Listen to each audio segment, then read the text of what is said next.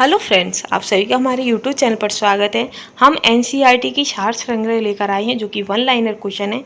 सभी प्रतियोगी परीक्षाओं के लिए समान रूप से उपयोगी कंटेंट है इसमें। तो अभी हम इसमें राज्य व्यवस्था को लेकर आए हैं। तो राज्य व्यवस्था में हम भारत का संवैधानिक विकास कंप्लीट कर चुके हैं, संविधान के विभिन्न प्रावधान व उनकी स्रोत।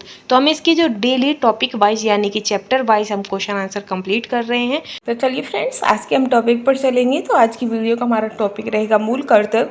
मूल कर्तव्य से संबंधित जो भी इम्पोर्टेंट थॉट्स होंगे, जो भी इम्पोर्टेंट पॉइंट्स हैं, नोट्स हैं, वो हम कंप्लीट कराएंगे, क्योंकि इसी से आपके पूरे एग्जाम में क्वेश्चन आंसर क्लियर हो जाएंगे। क्योंकि ये क्वेश्चन आंसर जो एग्जामिनर पूछता है तो वो इन्हीं में से ही घुमा फिरा के पूछ लेता है, कहीं और से नहीं आते। क्योंकि मूल कर्तव्य से आपके इतने ही क्वेश्चन बनकर आते हैं जो कि हर एग्जामिनर आपका घुमा फिरा के क्वेश्चन, कोई सीधे सीधे क्वेश्चन पूछ लेता है तो कोई घुमा कर पूछता है। ठीक है, तो मूल कर्तव्य में हमारा पहला ही क्वेश्चन रहेगा आपका कि किस देश के संवैधानिक प्रावधानों से प्रभावित होकर भारतीय संविधान ने मूल कर्तव्यों को सम्मिलित किया था। तो कि जो अब इनडायरेक्टली इसमें क्या पूछा है कि जो मूल कर्तव्य है उसका जो प्रावधान है वो किस देश से लिया गया है। तो इसका जो प्रावधान है वो आपका सोवियत संघ से लिया गया है। ठीक है, और इसी देश के सोवियत संघ, पूर्व सोवियत संघ के संवैधानिक प्रावधानों से प्रभावित होकर भारतीय संविधान ने मूल कर्तव्यों को शामिल किया था। ठीक है, अब आगे आएगा आपका कि भारतीय संविधान के किस भाग में मौलिक कर्तव्य उल्लिखित है। जो मौलिक कर्तव्य है वो किस भाग में है। तो आपका आंसर हो जाएगा 4A। क्या हो जाएगा? 4A हो जाएगा आपका, जिसके अंतर्गत आपके मौलिक कर्तव्य शामिल है। ठीक है, आगे चलेंगे हम नेक्स्ट पर। तो आगे है आपका कि स्वर्ण सिंह समिति ने संविधान में 8 मूल कर्तव्यों को जोड़ने का सुझाव दिया था, लेकिन 42वें संविधान संशोधन अधिनियम 1976 द्वारा 10 मूल कर्तव्यों को जोड़ा गया। अब आपसे क्वेश्चन एग्जामिनर ये भी पूछ सकता है कि स्वर्ण सिंह समिति ने संविधान में कितने मूल कर्तव्यों को जोड़ने का सुझाव दिया था। तो आपका आंसर हो जाएगा 8 मूल कर्तव्यों का। वहीं आपसे कहें कि 42वें संविधान संशोधन अधिनियम 1976 के द्वारा 10 मूल कर्तव्यों को जोड़ा गया था। ठीक, और वर्तमान में अभी आपके कितने मूल कर्तव्य हैं? तो आप सभी को ही पता है कि आपके 11 मूल कर्तव्य हैं। ठीक है, अब आगे चलेंगे हम। नेक्स्ट है कि भारतीय संविधान में मूल कर्तव्य किस समिति की अनुशंसा पर शामिल किए गए थे। तो जो भारतीय संविधान में जो मूल कर्तव्य है वो आपकी सरदार स्वर्ण सिंह समिति 1976 में गठित किए गए थे। कब किए गए थे? अनुशंसा पर शामिल किए गए। तो सरदार स्वर्ण सिंह समिति 1976 में गठित किए गए थे। इन्हीं की अनुशंसा पर मूल कर्तव्य हमारे भारतीय संविधान में शामिल किए गए थे। ठीक है, अब आता है जो आपका अभी तक तो स्वर्ण सिंह समिति के हिसाब से तो 8 हो गए थे हैं, और वहीं आपका भारतीय अधिनियम और जो 42वां संविधान संशोधन था उसके तहत आपके 10 मूल कर्तव्य हो गए थे। अब आया है क्वेश्चन कि 11वें मूल कर्तव्य को किस संशोधन के द्वारा जोड़ा गया था। तो जो आपका 86वां संविधान संशोधन अधिनियम था 2002 में, तब आपका 11वां मूल कर्तव्य को जोड़ा गया था। शुरुआत में कितने थे? 8 थे। 42वें संविधान संशोधन के टाइम पे आपके कितने हो गए थे? तो 10 हो गए थे। 10 के बाद 11वां मूल संशोधन कब जोड़ा गया? तो जो 11वां मूल कर्तव्य था वो आपका 86वें संविधान संशोधन अधिनियम 2002 में जोड़ा गया था। आई होप आप लोगों को ये समझ आ गया होगा। फिर भी अगर कोई डाउट है तो आप हमें कमेंट करके पूछ सकते हैं। साथ ही आगे हम चलेंगे।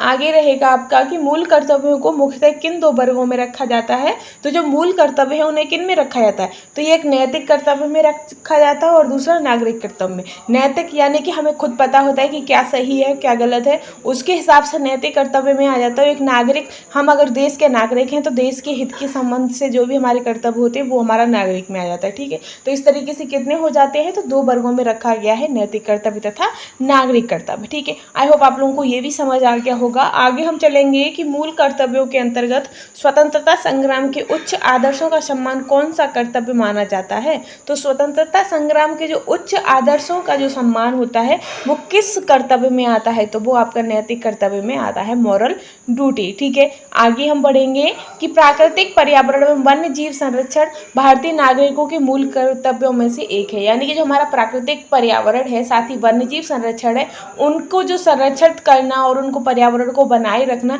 ये जो हम भारतीय नागरिक हैं उन सभी के लिए ये एक मूल कर्तव्य का ही एक अंग है। कैसा है, ये भी एक मूल कर्तव्य है और हमारा ये कर्तव्य है कि हम अपने प्राकृतिक पर्यावरण को सुरक्षित रखें, साथ ही वन्य जीव संरक्षण को भी सुरक्षित रखें। ठीक है, आगे रहेगा आपका कि राष्ट्रीय महत्व के स्थानों और स्मारकों की रक्षा करना मौलिक कर्तव्य नहीं है, बल्कि राज्य के नीति निर्देशक तत्वों का अंग है। और वहीं जो आपके राष्ट्रीय महत्व के जो स्थान होते हैं और स्मारक होते हैं, स्मारक जैसे कि हम कह सकते हैं लाल किला है, ताजमहल है और बुलंद दरवाज़ा है, और जैसे स्तूप हैं आपके, अशोक स्तंभ हैं, तो इस तरीके के जो स्मारक हैं और महत्वपूर्ण स्थल हैं, इनकी जो रक्षा होती है ये मौलिक कर्तव्यों में नहीं आता है, बल्कि ये राज्य के नीति निर्देशक तत्वों में आता है। ठीक है, आगे हम बढ़ेंगे नेक्स्ट पर। तो आगे रहेगा आपका इसी में कि महिलाओं के सम्मान के लिए कुप्रथाओं का त्याग करना प्रत्येक भारतीय नागरिक का कर्तव्य है। यह किस अनुच्छेद में वर्णित है? तो ये आपका अनुच्छेद 51 का 5 में वर्णित है। ठीक है, क्या कि जो महिलाओं के प्रति जो कुप्रथा है, जैसे पर्दा प्रथा है या सती वाला जो पॉइंट था वो था, और बाल विवाह है, तो इस तरीके की जो कुप्रथाएं होती हैं उनको त्याग करना एक भारतीय नागरिक का कर्तव्य होता है। क्या होता है? भारतीय नागरिक का कर्तव्य होता है। और ये जो है आपका प्रावधान, ये अनुच्छेद 51 का 5 में आता है। किसके अंतर्गत आता है? अनुच्छेद का 5 में। ठीक है, आगे चलेंगे कि मूल कर्तव्य किन पर लागू होते हैं। तो जो मूल कर्तव्य हैं वो आपके केवल नागरिकों पर लागू होते हैं। किन पर होते हैं? भारतीय नागरिक, यानी कि नागरिकों पर ही लागू होते हैं और किसी पर नहीं। आगे हम चलेंगे इसी सीरीज में, आपके पूरे क्वेश्चन कंप्लीट करा लेंगे और ये आपके प्रत्येक एग्जाम के लिए इंपॉर्टेंट है, क्योंकि हर एग्जाम में आपसे ऐसे इस तरीके से क्वेश्चन पूछे जाते हैं। वहीं अब कौन कौन से आपके कर्तव्य हैं, 11 कर्तव्य कौन कौन से, वो भी हम आपको दिखा देते हैं, बता देते हैं। और फिर भी अगर आपको कोई डाउट रहता है तो आप हमसे पूछ भी सकते हैं। ठीक है, आगे रहेगा कि नागरिकों के लिए 11 मौलिक कर्तव्य है। कितने हैं? 11 मौलिक कर्तव्य हैं, आप सभी को पता है। आपके 8 मूल कर्तव्य जो थे वो आपके स्वर्ण सिंह समिति थे और 42वें संविधान संशोधन के तहत आपके 10 हो गए थे। ठीक, और जब आपका 86वां संविधान संशोधन हुआ था तब आपके 11 हो गए थे। ठीक है, आई होप आप लोगों को ये भी तीनों क्वेश्चन आपको कंप्लीट हो गए होंगे। फिर अब पहला कर्तव्य है आपका कि संविधान का पालन करें। ये सबसे पहले आता है कि हमें अपने संविधान का पालन करना चाहिए, साथ ही उसका सम्मान भी करना चाहिए। उसके आदर्शों, संस्थाओं, राष्ट्रध्वज, राष्ट्रगान का आदर करना चाहिए। जो हमारे संविधान में जो हमारे आदर्श दिए गए हैं, संस्थाओं हैं और राष्ट्रीय ध्वज है हमारा, राष्ट्रगान है, राष्ट्रगीत है, इन सभी का हमें सम्मान और आदर करना चाहिए। ठीक है, आगे आता है आपका कि स्वतंत्रता के लिए हमारे राष्ट्रीय आंदोलन को प्रेरित करने वाले उच्च आदर्शों को हृदय में संजोए रखें और उनका पालन करें। यानी कि जो स्वतंत्रता के लिए जो हमारे राष्ट्रीय आंदोलन थे, आंदोलनकारी थे, उनको लिए हम उनके प्रति हमारी जो उच्च आदर्शों को हम अपने हृदय में सजा के रखें और उनका पालन करें, ये भी हमारा मौलिक कर्तव्यों में आता है। ठीक है, आगे हम बढ़ेंगे कि भारत की संप्रभुता, एकता और अखंडता की रक्षा करें और उसे अनुच्छिन्न करें। क्या करें? संप्रभुता, एकता और अखंडता की रक्षा करें और उसे अक्षुण्ण करें, तो ये भी हमारा मौलिक कर्तव्य है। फिर है कि देश की रक्षा करें और आह्वान किए जाने पर राष्ट्र की सेवा करें। यानी कि देश की हमें रक्षा भी करनी है अपनी। ये ज़रूरी नहीं है कि आप कोई सिपाही हों या आर्मी में हों या किसी भी तरीके से आप फोर्स में हो तभी आप देश की रक्षा करेंगे, ऐसा नहीं है। आप विदाउट सिपाही बने हुए भी आप अगर भारत के नागरिक हो तो भी आपको देश की रक्षा करनी है। साथ ही जब कभी कोई ऐसी विपत्ति आती है, कोई आपदा आती है कि आपको बुलाया जाता है, तो आपको राष्ट्र की सेवा के लिए जाना चाहिए। ठीक है, अब आगे हम बढ़ेंगे। नेक्स्ट क्वेश्चन है, तो नेक्स्ट इसी में रहेगा हमारा 5वां मौलिक कर्तव्य है कि भारत के सभी लोगों में समर, सरसता और समान भ्रातृत्व की भावना का निर्माण करें, जो धर्म, भाषा और प्रदेश या वर्ग आधारित सभी भेदभावों से परे हो। ऐसी प्रथाओं का त्याग करें जो स्त्रियों के सम्मान के विरुद्ध हो, तो ये भी हमारे मौलिक कर्तव्यों में ही आता है। ठीक है, आगे है आपका हमारी सामाजिक संस्कृति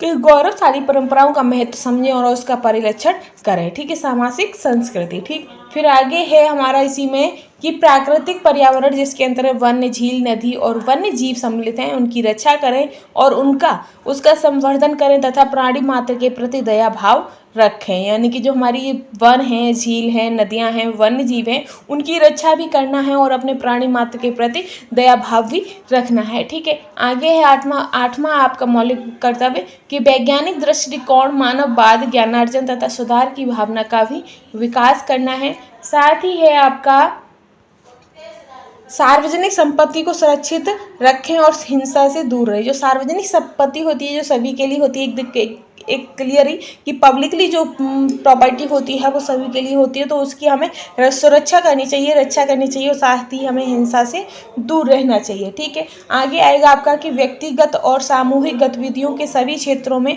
उत्कर्ष की ओर बढ़ने का सतत प्रयास करें, जैसे राष्ट्र निरंतर बढ़ते हुए प्रयत्न व उपलब्धि की नई ऊंचाइयों को प्राप्त करे। ठीक है, आगे चलेंगे हम, जो आपका 11वां है आपका लास्ट मौलिक कर्तव्य कि 6 वर्ष की आयु से 14 वर्ष की आयु के बच्चों के लिए माता पिता और संरक्षक जो भी हो उन्हें शिक्षा के अवसर प्रदान करें। साथ ही ये जो आपका प्रावधान ये आपका जोड़ा गया है 11वां आपका कर्तव्य, वो किस में जोड़ा गया है, तो ये आपके 86वें संविधान संशोधन अधिनियम 2002 में जोड़ा गया है और धारा 4 में के द्वारा जोड़ा गया था। ठीक है, अब इसी से संबंधित कोई एक और है कि किसी व्यक्ति को राष्ट्रगान गाने के लिए बाध्य किया जा सकता है, व्यक्ति को राष्ट्रगान गाने के लिए बाध्य किया जा सकता है। सर्वोच्च न्यायालय ने इस मामले में ऐसा कहा, तो इस मामले में किसने कहा है, तो ये आपके जो विजय एम्यूनियल बनाम केरल राज्य है 1986, उसकी सर्वोच्च न्यायालय ने कहा है कि किसी भी व्यक्ति को राष्ट्रगान गाने के लिए बाध्य किया जा सकता है। ठीक है, अब इसी में आपका रहेगा कि सर्वोच्च न्यायालय के मुख्य न्यायाधीश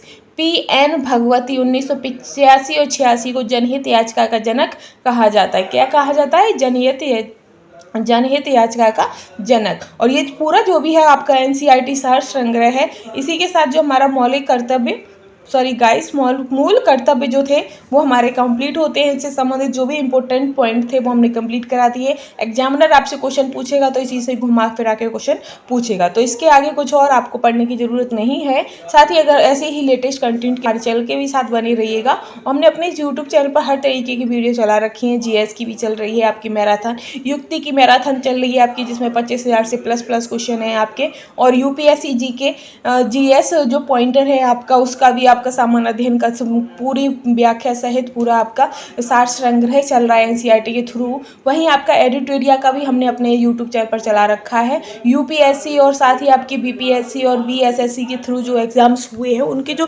32 सालों से लगातार जो क्वेश्चन आए हैं उन क्वेश्चनों की भी सीरीज आपकी हमने अपने YouTube चैनल पर चला रखी है, और बीच में करंट की भी हम डेली की डेली आपको वीडियो प्रोवाइड कराते हैं। और फिर भी अगर आपको कुछ और चाहिए तो आप हमें कमेंट करके राय भी दे सकते हैं और हमें सुझाव भी दे सकते हैं। तो बेहतर तैयारी के लिए हमारे चैनल के साथ जुड़े रहिएगा और हमें सपोर्ट जरूर करिएगा। Thanks for watching.